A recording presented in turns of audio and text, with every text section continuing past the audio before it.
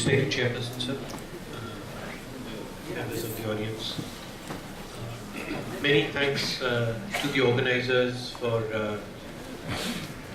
making this session possible. I think 2 or 3 things have to be sort of set in perspective in a way that Dr. Kala has already done so. One is that the draft of this bill in all its avatars has actually been in the public domain for the last couple of years. Some things have changed, some things have actually not changed very much. It's possible that the time for inputs may have actually passed, because from what we understand, this is going to cabinet. So I think, as Dr. Kala nicely put it, for ordinary people to make changes now may be rather late. However, it behooves all of us, in any case, to familiarize ourselves with the sort of constructs of what this bill and perhaps this act contain. A lot of thought has actually gone into this. There are some things which are, I think, quite good and progressive. I think there are many things which probably should have been thought about a little bit more. But be that as it may, where we are is where we are. So the one aspect of this Mental Health Care Bill 2012 that I have been quite concerned with and preoccupied with in the last 2 years, which is that of the advanced directives, is what I will talk about. Normally when I start a presentation of this sort, I start with a disclaimer and a disclosure that I'm a trained psychiatrist, so I believe in the reality of mental illness and falana timkana. I don't really need to do that, because pretty much I think most of the audience are, if not trained psychiatrists, trained mental health professionals, and they, I think, understand the reality of mental illness. But it's rather important, at least as far as advanced directives is concerned, to understand the reality of mental illness. So the disclaimer that I'm going to start with is actually that education is an admirable thing, but it is well to remember from time to time that nothing worth knowing really actually can be taught. Apologies to some people who might have seen this slide earlier. This is from an author called Stanislaus Lem. And it's a very small piece which says the entire history of humankind is just a little second in the geological clock. We live in a period of incredible acceleration. We're like the man who jumps off the roof of the 50-story building. When he's reaching the 13th floor, somebody leans out of the window and asks him, how are you doing so far? So he says, everything at the moment is okay. What is going to happen in the next 12 stories, we don't know. So in that sense, we are now in this trajectory. So what's going to happen a little bit down the line is perhaps of some little concern to us. What are advanced directives? Because till a few years ago, most of us didn't actually know too much about advanced directives. Actually, most of us even now don't really know too much about what it is that advanced directives are, what is it that they entail, what is it that they mean. And you must remember that this is a concept which has been imported from the West. This has been in place for some time, generally around the end of life periods. So if somebody is in coma or somebody is terminally ill, maybe not in coma, but maybe if there's an apprehension or anticipation or fear that the person might go into coma, he might mandate how he should be treated when he is no longer able to express his intention. So end of life mandates, which are called living wills, that I make a will as to what is going to be done with me when I'm still alive but unable to express my intent, is what an advanced directive is. So advanced directives in end-of-life periods has been in place, and personally I think it's a very good idea. Advanced directives in psychiatric practice are actually a little bit more complicated, because it's not there that the person is going to say, is going to be unable to say what needs to be done with him. He may actually be saying, don't do anything with me. Then what do you do? Because in the psychiatric advanced directive, this is meant to look at that point or that place or that position where the person is not expressing. Please remember, this is a very, very important distinction, unlike end-of-life periods. It's not that he's not expressing. He may actually be expressing something contrary. What do you do then? This is what the psychiatric advanced directive is. And this, as has been famously said, this was actually offered as an olive branch by another rather well-known contemporary of ours who is recently deceased, whom I'm actually a great admirer of, Thomas Szasz, a very well-known psychiatrist who questioned many psychiatric tenets. And he offered the olive branch of the advanced directive to psychiatric communities to say that, look, if a person is unwell in that what he calls so-called psychosis, so so-called psychosis, if I may be permitted to say that, but that person has said that if I am ever in that position, then I should be dealt with in such and such way. That I should be given, haloperidol instead of olanzapine, or olanzapine instead of haloperidol. I should be given flupentixol rather than electroconvulsive therapy, or I should be admitted with, I don't like Dr. Kala, he's not a nice man, so I will prefer to be treated by Dr. Chavan instead. So take me from Ludhiana, but take me to Government Medical College, Chandigarh, rather than Ludhiana. So he said that, look, this person might actually say that if this is what needs to be done. And the problem is that if the person says that I don't want treatment, then what do you do? And this essentially is the crux of the difficulty with the advanced directives. Sorry, I think I've... So where it comes from is very simple and very clear and very obvious. It is a measure of mandating human rights for the individual mental illness, a person whose human rights are obviously and clearly very, very vulnerable, who is traditionally, historically been as much helped as abused by mental health care systems. We are psychiatrists. We think we do a good job. I think we also need to understand, and I don't think that there should be any problem in understanding, that many mental health establishments have actually not done all that should have been done. Maybe they have done things which don't need to have been done. So where this is coming from is to protect the rights of the individual, and that's fine. The question is it conceptually as well thought out, and does it actually do so, is the question. So where it's coming from is that individuals with mental illness are empowered to make advanced direct decisions concerning their healthcare needs when they are incapacitated, which is absolutely fine. There is no problem with that. So what are psychiatric advanced directives? Essentially they are an attempt to reconcile what may be two irreconcilable things.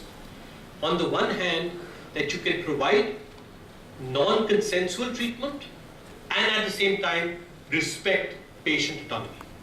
So it's a noble, it's an idyllic, it's a wonderful idea if it actually works. So this is essentially what the advanced directive is. So, it has 3 domains. It's a competent individual's informed consent regarding treatment, and remember that this is the competent individual. So this is not the individual during the episode of illness. It's not a person who is currently unwell. It is in that lucid period when he is competent and able to make those decisions. It's a statement of personal values and general preferences to guide future healthcare decisions. And part of this is what is called the nominated representative, the entrusting of someone as a proxy decision maker. So I might say actually that my friend Dr. Kala is somebody I would trust. So if I'm in a position where I am unable to make that decision for myself, I nominate him as a proxy and he is then entrusted. So within the mental health care bill, the nominated representative is actually another part of this. Why would I want to create a PAD? I would want to create a PAD, a psychiatric advance directive, because it makes it possible for me to be treated according to my wishes. And ideally I would want to create a PAD because then it helps me to, if I am the user of the system, to have a more open, informed dialogue with my treatment provider. What does it let me do? It helps me guide my treatment decisions, admission, administration of medicine, ECT. I may say, okay, psychotropic medication is okay, ECT is not okay. Or I may say, ECT is okay, but benzodiazepines are not okay. So it may help me to guide all this. What is the goal? The goal is that they will hopefully empower consumers to assume control.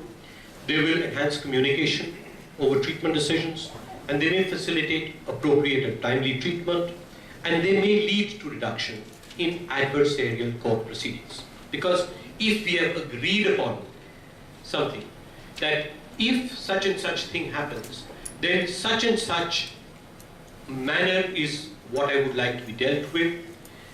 So hopefully then it will not create that adversarial legal problem. The difficulty is, as we'll come to it, how much of these goals actually happen or are fulfilled with the advance directive. Because firstly, the declarants must be competent and at the time that they draft the advance directive. Secondly, for the advance directive to be used for decision making, the assumption is that it is meaningful only when the declarant is not competent. So it kicks in when it is written when I am competent, and it kicks in when I am not competent. And this actually is the crux of the matter. And the unresolved issue here is that since this is new, we don't know, and and see, let me just go on one step further. I'll just come back to this. So the Ulysses contract, and this, I'm so sorry. As I said, the advance directive is for the person who may be actually voicing something different from what he has written. So to work the way around it, what was proposed by ZARS is what is called the Ulysses contract. Now the Ulysses contract comes from, it's called the Ulysses contract or the Odysseus contract, of when Ulysses is sailing past the island of the Sirens in Greek mythology, and he says to the crew of his ship, because the ship is sailing next to the island of the Sirens, and the song is seductive and luring. So he tells them that when the boat goes past that, all of you must put wax in your ears so that you don't hear the song of the Sirens, and go past the island so that I can hear the song of the Sirens. But if I tell you to take it any closer to the island, do not do so. So follow my instructions, follow the instructions that I'm giving you now, don't follow the instructions that I will give you then. This is what is called the Ulysses contract. And the problem with the Ulysses contract, and there are, and much actually has been written about it, there's the moral question. So how does it justify, how do I say that this is the right frame of mind, this is the personal identity, when can it be revoked, when can it not be revoked, is there a risk of misuse, which is the sense of self which I am going to respect as the individual, are my tests or criterion as valid to decide upon that competency. But essentially, please remember that the contract of Ulysses and his crew was what is called a bipartite contract. It is the contract between Ulysses and the crew. When we're using the contract, the Ulysses contract, as a legal tool, we are making it a tripartite contract. The third party is state, which is going to decide when I get admitted. So the Mental Health Review Commission is the third party in the contract. So it's no longer the dialogue between the caregiver and the care user. There is a third party in this.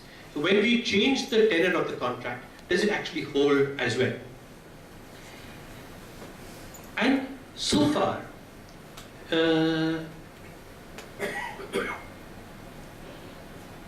advance directives have been placed in some states in the West, in many states in America, some states in Europe. Australia is still debating whether to use those advance directives or not. The debate is ongoing. And there is a lot that has been written about it. However, the fact is that according to whatever literature we have available with us, and there was a rather large meta-analysis, a Cochrane meta-analysis, which so far says that that from whatever evidence we have, that of those 4 hopeful goals that we have, they're not met. Evidence that advance directives work, or that they meet those requirements, glorious though those goals might be, and very well-meaning while those goals might be, the fact of the matter is that the advance directives do not seem to be doing what they do. And primarily, this may be because of many reasons. Why? There are many weaknesses with the advance directives. As I said, this is a long and complicated issue.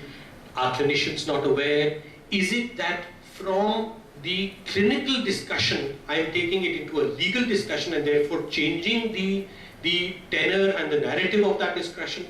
Am I introducing a degree of confrontation and conflict in that? Is that what is the problem? But whatever it might be, the difficulty or the fact of the matter is that all available evidence at the moment does not seem to say that the advance directives have had any of their expected goals. From here, there have been very strong proponents and very strong opponents of both the advance, of both for and against the advance care directives. And anybody who's interested in this, there is a lot of literature that's available. I'd be very happy to share all of it with you.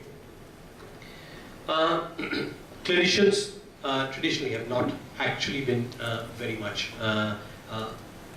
sort of involved with advanced care directives. It may be actually one of the problems why the advanced directives are not working. And the question really is the advanced directive the way to go? Or can different professional codes of conduct alter some of these things? Or even larger, while we are hanging there in midair waiting for the ground floor. Sorry, where is this? Do we want to look at it as a legal tool or a clinical tool? Because as a clinical tool, there are many different models of what is called advanced treatment planning that are now available and are actually being used in many different places in the world. And that may, to my mind, have been a better, a more reflective, thoughtful way of going about this, rather than using the advanced directive in the as a legal tool as part of the Mental Health Care Act. But as I said, much of this is probably historical at the moment. I think, however, that clinicians all need to be aware of what the advanced directives can and may mean. And if there's anything that there are queries about this, I'd be very happy to share them. Thank you.